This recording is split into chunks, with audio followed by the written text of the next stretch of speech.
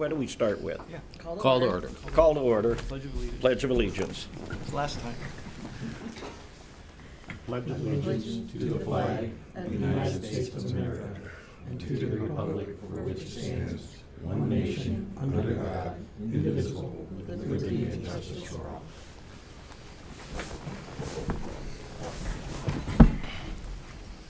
Okay, a roll call, please. Okay, thank you. I will go in alphabetical order.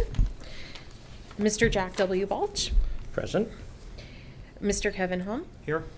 Mr. Al Hueso is absent, Mr. Jack Rogers, Here. Mr. Craig Steckler. Here. Any changes to the minutes? If not, I'll entertain a motion to approve them. I move to approve. Second. All those in favor? Aye. Aye. Do we have any oral or written communication? There are no oral written communications at this time. Okay. Project update. If we can get you to fill us in on this, Mr. Graves, on how we're doing. Awesome.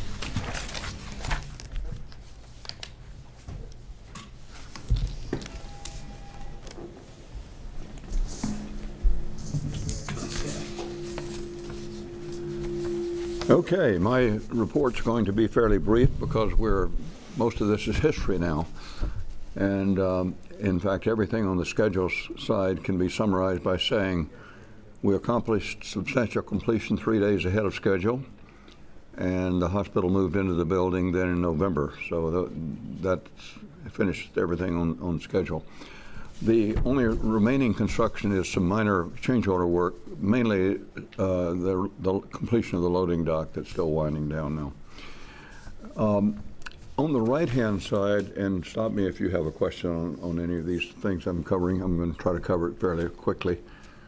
On the right-hand side, the information that we're showing there will not tie directly with the financial reports that Chris will be presenting, because we're using contractor payouts through December for that information at the top. So it shows the $237 million guaranteed maximum price for Rudolph and Slutton, with approved changes of $15 million, and they had earned of that 99%, or $250 million of that, leaving only about $1.9 million still to be earned or billed. Down at the bottom, what it's really showing would be the processing of change requests by the construction manager. And that shows 18 million requested, 17.2 million approved, only leaving about 400,000 of that as unresolved change requests. So you see the difference down there being the approved, that being the hospital approved 17 million versus the 15 million above, meaning there's about 2 million that have yet to get to the contractor and to be billed out. That's basically the numbers. The percentage change orders there is running about 7% overall, which is relatively good on this type of project.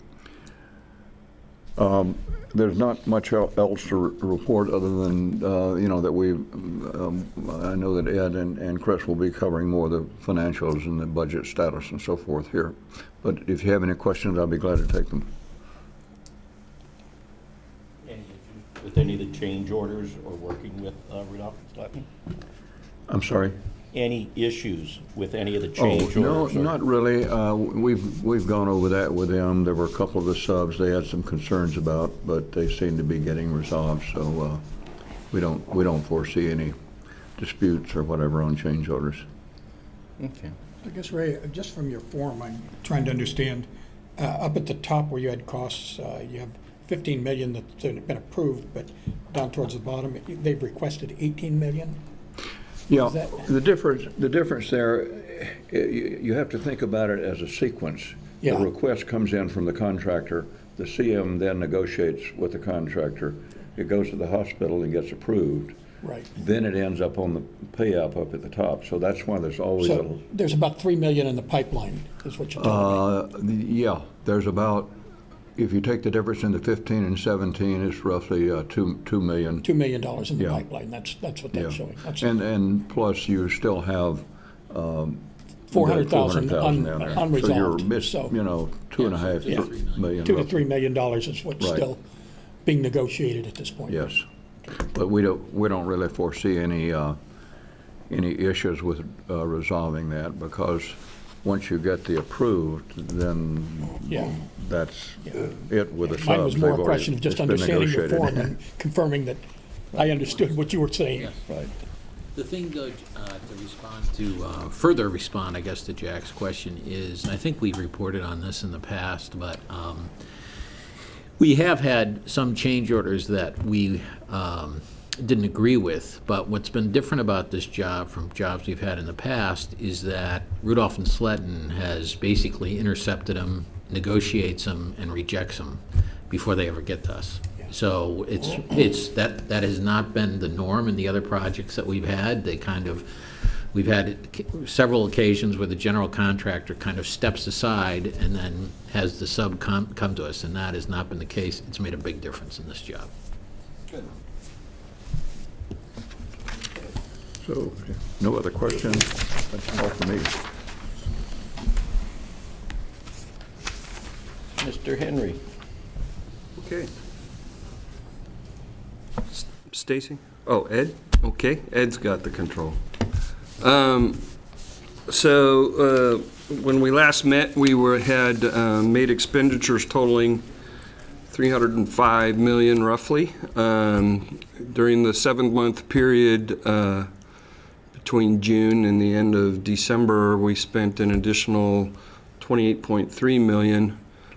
Giving us total expenditures as of December 31st at $333,417,000, and leaving us about $20.2 million, 20.3 of budget remaining at the end of the period. On that, we had reimbursed ourselves $292,000, almost 292.3, and that was the total of the general obligation bond funds that were available for the project. Move on.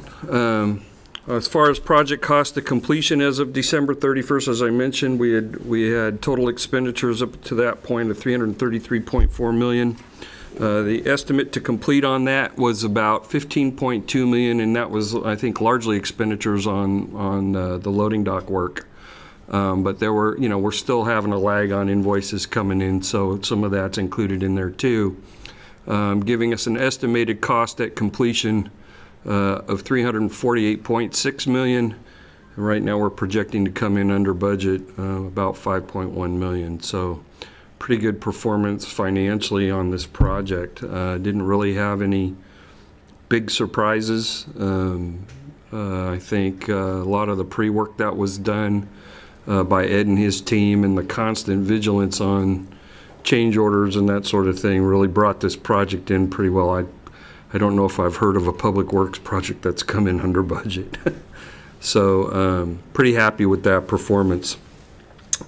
Taking a look at the sources and uses of funds, as I mentioned, we did expend all of the general obligation bond funds of $292.3 million. We still have pledges receivable from the foundation from the capital campaign of about $4.7 million. We do have some restricted funds that are board designated of $2.7 million. Those actually relate to a joint powers authority on one of our first bond issues way back in the 80s.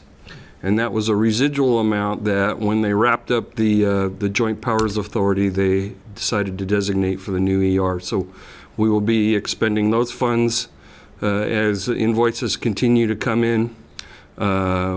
We also have drawn on about $11.3 million of our revenue bonds.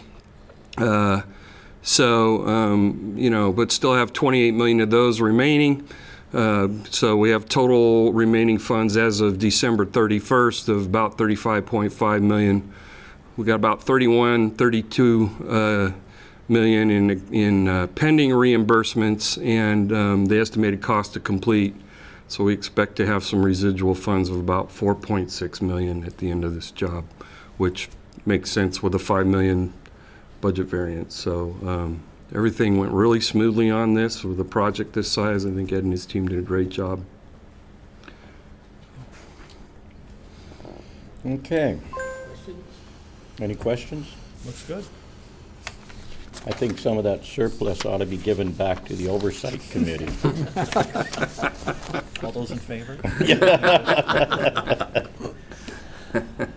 Okay.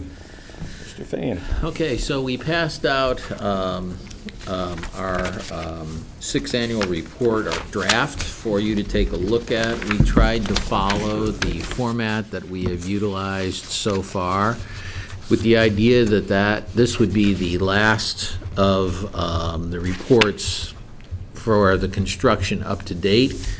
It is for the period ending June 30th, but it was at that point that we were, all the bond funds were expended, so I think it could be, while the construction obviously went on, I think that it could be our final report in terms of the board.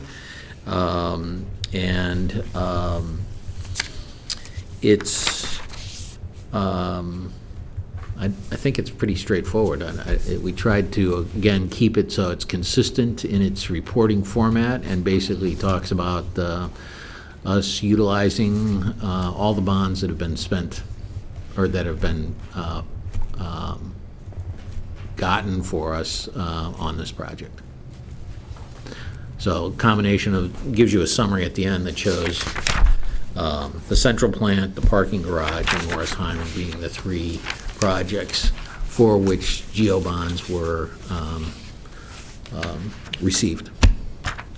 So I'm open to any corrections or changes, improvements that you may want on this, but otherwise we would have Mr. Balch come to the board next open session and present this to the board. Well, I just assume they can read, so I just give it to them.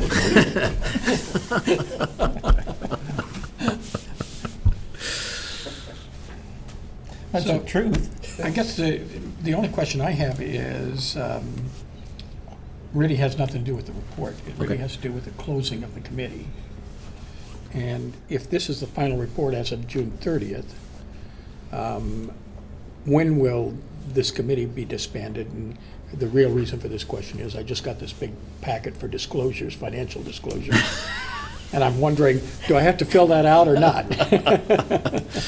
Well, yeah, the timing on the disclosure form, I can't really speak to offhand, but the idea with this committee is that there is plans for more construction, but those are really early, we're really early in the planning. So what I would imagine would happen is when those plans get more firmed up and we get down the road, that you would be asked to serve again, and then, you know, obviously you can agree or not agree to serve.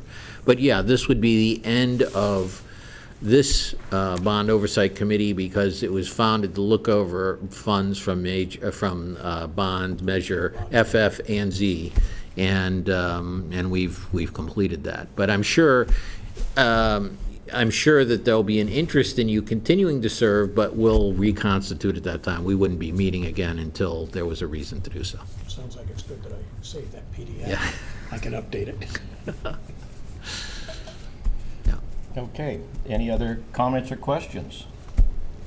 Meeting adjourned. Wow. That's it. Thank you.